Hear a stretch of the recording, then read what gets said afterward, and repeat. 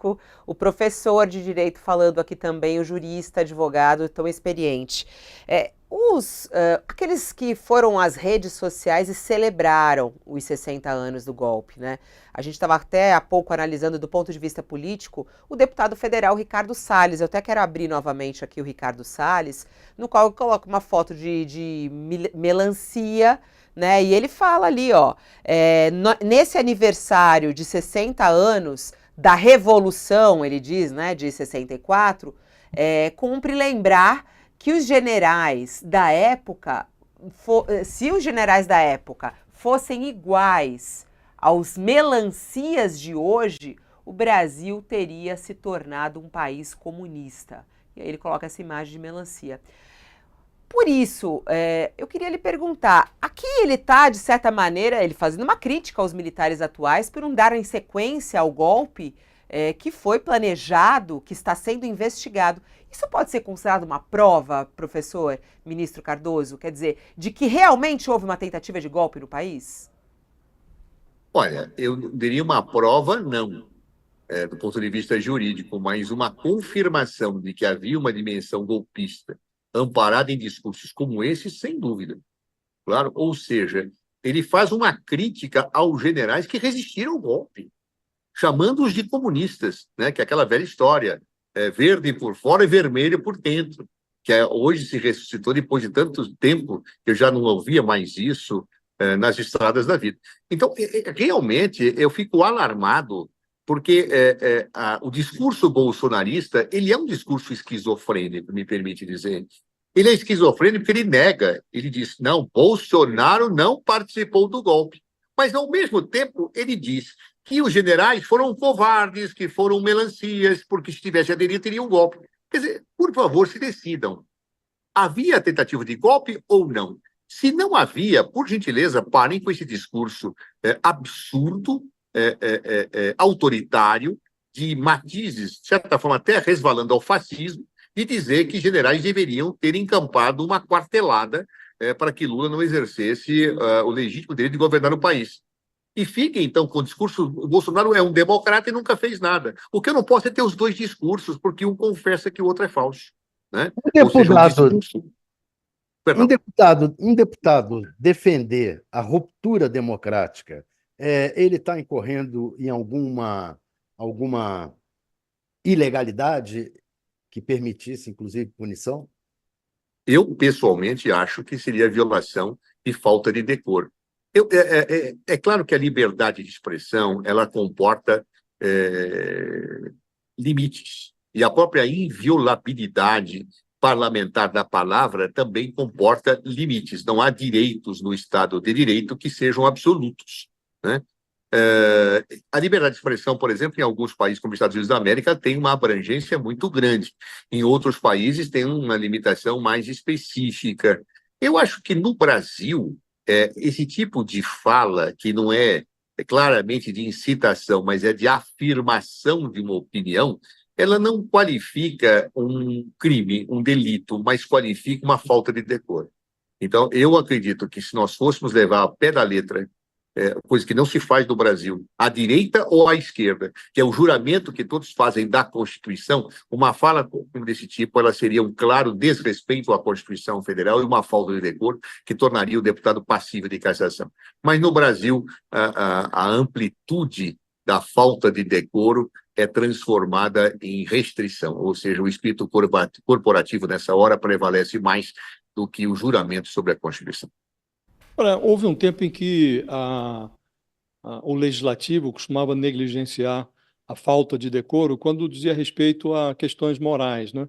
Aqui nós estamos diante de um caso, você diagnosticou o bolsonarismo como uma força esquizofrênica, né? Que nega o golpe, mas ao mesmo tempo reafirma o desejo de virada de mesa, né?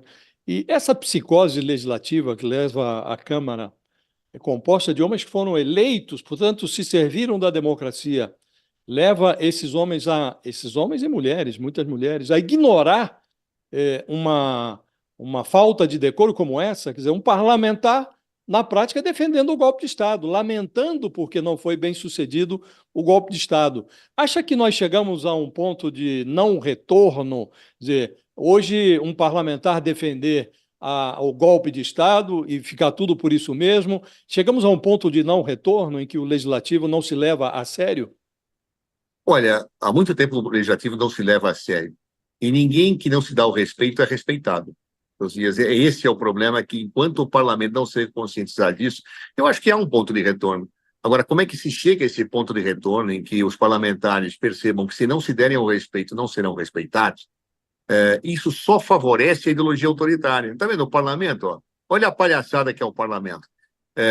Esse tipo de coisa depõe contra o mandato dos 513 deputados e de todos os senadores. Ele atinge a democracia representativa. Então, a única forma que eu tenho de fazer o parlamento ser respeitado na população é cortar na carne, quando a carne efetivamente fica machucada de uma forma visceral. E nesses casos em que um parlamentar agride o outro, e não importa se é de direita ou de esquerda, viu, Josias? O cara dá um supapo no outro. Pode, não pode, tem que botar para fora do parlamento. Aquilo não é ringue. Aqueles deputados que fazem aquelas palhaçadas circenses, aqueles deputados que, como estes, fazem discursos desrespeitosos a princípios básicos da democracia, defendendo golpes. Isso não é possível para quem jurou respeitar a Constituição. Então, se eu tenho que jurar a Constituição como se estivesse jurando na Bíblia, significa o quê? Que eu me assumo o respeito, o dever de respeitar aquilo que está lá, claro, e aí me comprometo a ter que ser saído do parlamento se eu desrespeitar a Constituição. Assim, com as minhas palavras, com meus atos, com qualquer coisa. Então, vamos ser sinceros, eu acho que o parlamento há muito tempo ele não corta na carne, ele corta na carne quando a coisa ganha uma incandescência social. Isso só acontece em atos de corrupção, provado, escancarado, escarrado e cuspido, como se costuma dizer. Mas fora disso, não. Então eu não posso concordar que o Jair Bolsonaro tenha dado aquele empurrão na Maria do Rosário e dá que eu te dou outra, dá que eu te dou outra, e nada acontecer. Porque você vai criando uma situação de permissividade, e repito, isso não é porque é Jair Bolsonaro, porque é um deputado bolsonarista, isso vale também para a esquerda, que levanta bandeiras que eu defendo. Não é correto, o parlamento não será respeitado nunca, assim. Enquanto os parlamentares não perceberem... Vale também para o deputado petista, o Washington Quaquá, que deu um tapa na cara do colega Messias Donato lá no plenário, chamou o outro que fez a palhaçada circense de botar uma peruca e fazer um discurso transfóbico no plenário. O Quaquá chamou esse deputado de, com perdão da palavra, viadinho, e deu um tapa na cara do Messias Donato. Acha que devia ter sido punido o Quaquá? Acho que não pode. Não é porque ele é do mesmo partido que o meu que eu vou ter mudança de opinião. Eu não sou daqueles que tem dois pesos, duas medidas, não. Eu acho que chegou às vias de fato do parlamento, não sendo por defesa, legítima defesa, não posso aceitar em hipótese nenhuma que parlamentares façam isso. Ô, ministro, ainda sobre o paralelo de 64 com 22, hoje tem uma reportagem muito interessante no jornal Folha de São Paulo, que está na nossa página aqui do UOL também, que é o verniz jurídico que aproxima, né, a tentativa de golpe de 22 com o golpe de 64. Uma análise jurídica, inclusive com a linguagem jurídica que foi encontrada nas minutas de decreto nessa investigação da trama golpista para manter Bolsonaro no poder. E aí, fazendo um paralelo com o que aconteceu em 64. O senhor também vê essa proximidade, esse verniz jurídico que, de certa maneira, está no desenho da trama agora de 22 e tem inspiração em 64 na sua análise? Não tenho a menor dúvida disso, eu vou até além, não é só o verniz jurídico, é a madeira com que as duas casas foram feitas, uma deu certo e a outra caiu. Mas é o mesmo material. Aliás, Jair Bolsonaro sempre defendeu a ditadura militar. Onde é que está o espanto disso? Eu fui deputado com o Jair Bolsonaro por 2 mandatos. Ele sempre ia à tribuna, quando ele ia, defender golpe, defender tortura, falar que 64 devia ter matado mais gente. Bom, uma pessoa que falava isso como deputado, com todo esse despudor, apesar de ter jurado a Constituição, como o presidente da República, mudou de convicções. Ele é outra pessoa? Não. Honra seja feita, Jair Bolsonaro ele é transparente, ele sempre foi um autoritário defensor de ditaduras. Ele sempre foi um homem que teve esse papel. As pessoas votaram nele, acharam que ele estava brincando ou acharam que ele estava falando sério. Não importa, ele é aquilo. Então, ele ter engendrado aquilo, ele ser o artífice de um golpe de Estado, não pode ser nenhuma novidade histórica.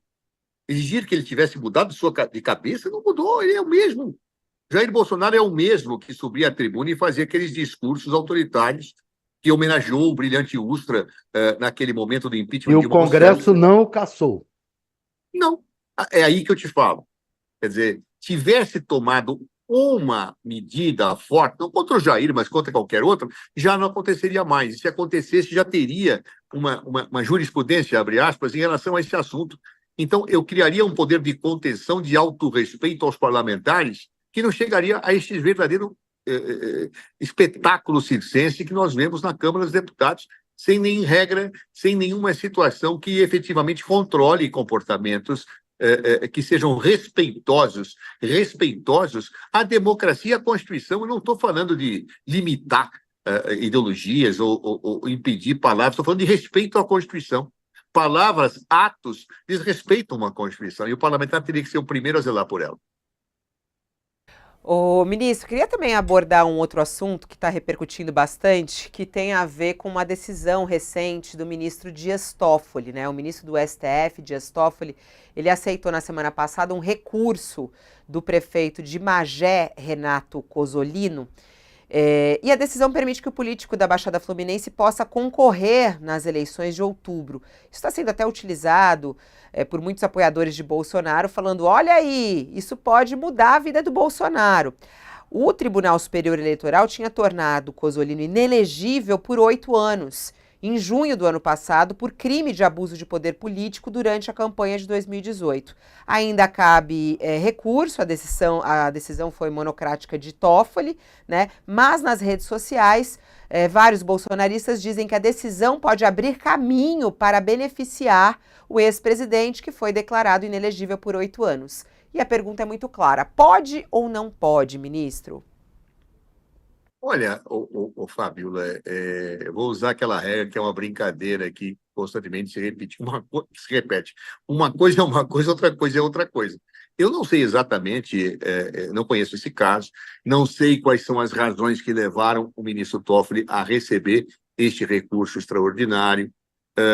Agora, há casos em que, historicamente, o Supremo recebe recursos extraordinários para serem processados, o que não quer dizer que sejam julgados no mérito ou não. Há um recebimento de recurso, pode haver recurso dessa decisão, ela pode ser revista, e eu não sei os fatos que estão sendo discutidos, se eles estão de acordo ou não de acordo com certa similitude ou analogia com o que Jair Bolsonaro fez.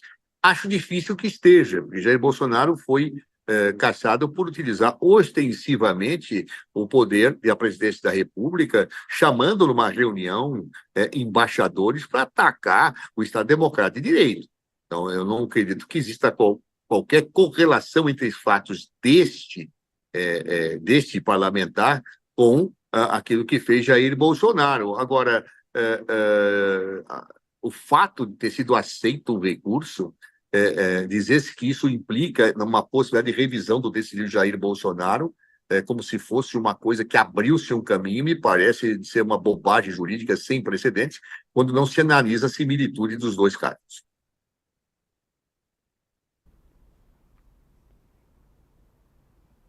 Nesse caso, é isso, ministro? É isso? Não existe uma jurisprudência? Não, veja, eu não conheço o caso específico. Agora, que recursos podem ser aceitos pelo Supremo Tribunal Federal para rever nos pressupostos da Constituição casos decididos pelo TSE, está na lei. Não há nenhuma novidade nisso. Agora, resta saber se as hipóteses que levaram à admissibilidade desse recurso estão presentes no caso de Jair Bolsonaro, e resta saber se esta admissibilidade recursal se reverterá em procedência do recurso. Está-se 500 quilômetros de distância de uma decisão favorável ao deputado ainda. Ele subiu um degrau da escada, mas não subiu a escada inteira. No caso de Jair Bolsonaro, os pressupostos são os mesmos nesse caso? As hipóteses de admissibilidade recursal são as mesmas? Eu não vi nenhum estudo sobre isso, aliás, eu nem conheço o caso do deputado. Dizer-se que o Supremo recebeu um recurso e que isso abre porta para Jair Bolsonaro, francamente, é uma propaganda política que apenas tem por objetivo acalentar as esperanças da base bolsonarista.